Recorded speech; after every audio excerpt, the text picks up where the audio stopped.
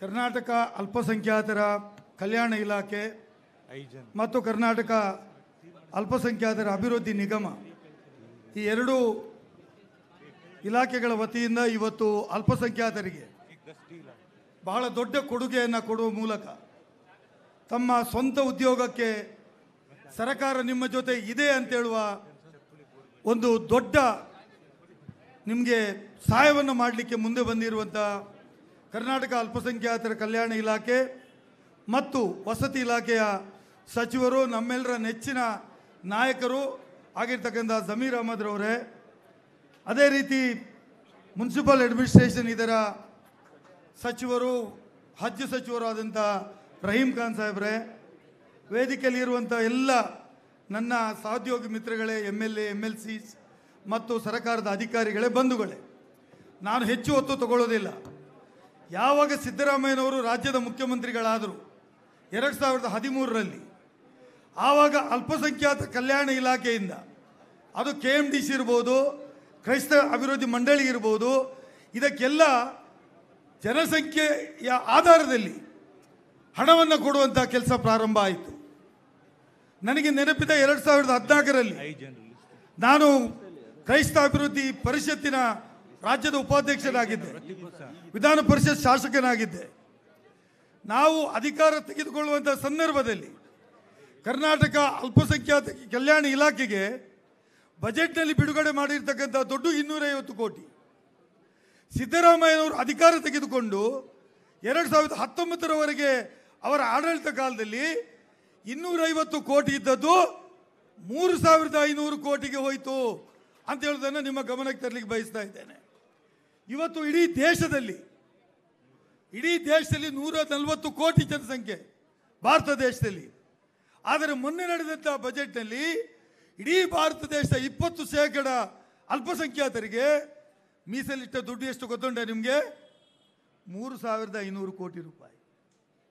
ಒಂದು ರಾಜ್ಯದಲ್ಲಿ 3500 ಕೋಟಿ ರೂಪಾಯಿ. ಇಡೀ ದೇಶದ ಅಲ್ಪಸಂಖ್ಯಾತರಿಗೆ 3500 ಕೋಟಿ ರೂಪಾಯಿ. ತಾರತಮ್ಯ ಹೇಗೆ ನಡೀತಾ ಇದೆ ಅಂತ ಹೇಳೋದನ್ನು ತಮ್ಮ ಗಮನಕ್ಕೆ ನಾನು ತರಲಿಕ್ಕೆ ಬಯಸ್ತಾ ಇದ್ದೇನೆ.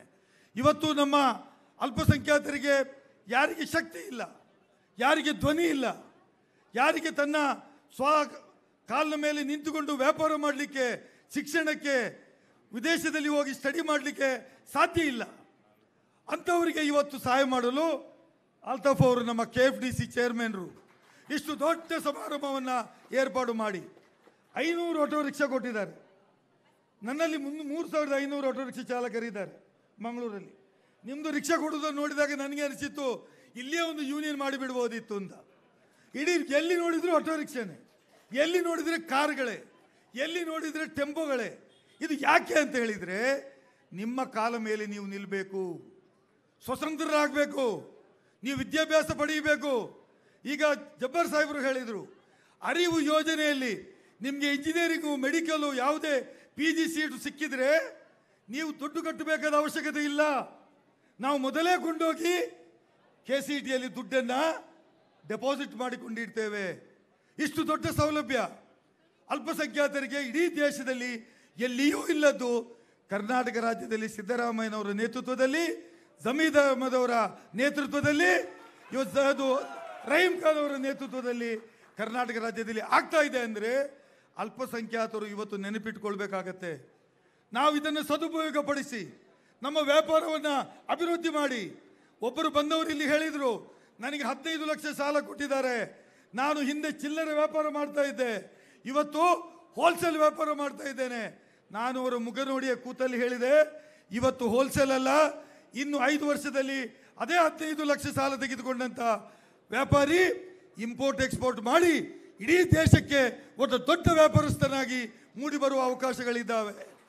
ಇವತ್ತು ಇಂಜಿನಿಯರಿಂಗು, ಮೆಡಿಕಲ್ಗಳಿಗೆ ಹೋಗಲಿಕ್ಕೆ ಸಾಧ್ಯ ಇಲ್ಲದೆ ತಂದೆ ತಾಯಿಯವರು ತನಗೆ ಕಳಿಸಲಿಕ್ಕೆ ಆಗದೇ ಇದ್ದಂಥ ಸಂದರ್ಭದಲ್ಲಿ ಅವರ ಎಲ್ಲ ದುಡ್ಡನ್ನು ನಾವು KITಯಿಂದ ಕಟ್ಟಿ ಅವರಿಗೆ ಇವತ್ತು ಇಂಜಿನಿಯರಿಂಗ್, ಮೆಡಿಕಲ್ ಮಾಡುವಂಥ ಕೆಲಸ ಕೊಟ್ಟಾಗ ಅವರ ಕುಟುಂಬ ಮಾತ್ರವಲ್ಲ, ಇಡೀ ಸಮಾಜದ ಬೆಳವಣಿಗೆಗೆ ಅದು ಸಾಧ್ಯ ಆಗ್ತದೆ. ಹಾಗಾಗಿ ನಾನು ಇಷ್ಟೇ ಹೇಳ್ತೇನೆ, KMDC ಅವರ ಕಾರ್ಯಕ್ರಮ ನಿಜವಾಗಿಯೂ ದೇವರ ಕೆಲಸ ಮಾಡಿದ್ದಾರೆ. ವಿಧಾನಸೌಧದಲ್ಲಿ ಮುಂದೆ ಬರೆದಿದ್ದೇವೆ, ಸರ್ಕಾರದ ಕೆಲಸ ದೇವರ ಕೆಲಸ. Government work is god's work ಅಂತ ಬರೆದಿದ್ದೇವೆ. ಆ ದೇವರ ಕೆಲಸವನ್ನು ನಮ್ಮ ಇಬ್ಬರು ಮಂತ್ರಿಗಳ ನೇತೃತ್ವದಲ್ಲಿ ಈ ಒಂದು ನಿಗಮದ ಮೂಲಕ ಆಗಿದೆ. ಇದರ ಸದುಪಯೋಗ ಪಡ್ಕೊಳ್ಳಿ. ಇದರ ಮೂಲಕ ಸಮಾಜವನ್ನು ನೀವು ಸದೃಢಗೊಳಿಸಬೇಕು. ಸಮಾಜದಲ್ಲಿ ಅಲ್ಪಸಂಖ್ಯಾತರು ಆಗಿ ಉಳಿಬೇಕಾಗಿಲ್ಲ. ಅಲ್ಪಸಂಖ್ಯಾತರು ಈ ಸಮಾಜದಲ್ಲಿ ವ್ಯಾಪಾರ ಮಾಡಲಿಕ್ಕೆ ಶಕ್ತರಿದ್ದಾರೆ, ಶಿಕ್ಷಣ ಪಡೆಯಲಿಕ್ಕೆ ಶಕ್ತರಿದ್ದಾರೆ, ಇಂಡಸ್ಟ್ರಿ ಮಾಡಲಿಕ್ಕೆ ಶಕ್ತರಿದ್ದಾರೆ, ಸೈಂಟಿಸ್ಟ್ ಆಗಲಿಕ್ಕೆ ಶಕ್ತರಿದ್ದಾರೆ. ಎಲ್ಲ ಕ್ಷೇತ್ರದಲ್ಲಿ ಕೂಡ ಅಲ್ಪಸಂಖ್ಯಾತರು ತಮ್ಮ ಪ್ರತಿಭೆಯನ್ನು ತೋರ್ಪಡಿಸಿ ನೀವು ಸಮಾಜದಲ್ಲಿ ಮುಂದೆ ಬರಬೇಕು ಅಂತೇಳೋ ಮಾತನ್ನು ಹೇಳಿ ಈ ಒಂದು ಕಾರ್ಯಕ್ರಮದಲ್ಲಿ ಭಾಗವಹಿಸಲಿಕ್ಕೆ ಅವಕಾಶ ಮಾಡಿಕೊಟ್ಟು ನನಗೆ ಮಾತಾಡಲಿಕ್ಕೆ ಅವಕಾಶ ಕೊಟ್ಟದಕ್ಕಾಗಿ ತಮಗೆಲ್ಲರಿಗೂ ವಂದಿಸಿ, ನಾನು ತಮಗೆಲ್ಲರಿಗೂ ಮತ್ತೊಮ್ಮೆ ಯಾರು ಯೋಜನೆಯಲ್ಲಿ ಪ್ರಯೋಜನ ಪಡೆದಿದ್ದೀರಿ ಅವರಿಗೆ ಕಂಗ್ರ್ಯಾಚುಲೇಷನ್ಸ್ ಅಂತ ಹೇಳಿ, ನಿಮಗೆ ಭವಿಷ್ಯ ಒಳ್ಳೆಯದಾಗಲಿ ಅಂತೇಳಿ ಆಸೆ ಮಾಡಿ ನಾನು ಮಾತು ಮುಗಿಸ್ತೇನೆ. ನಮಸ್ಕಾರ.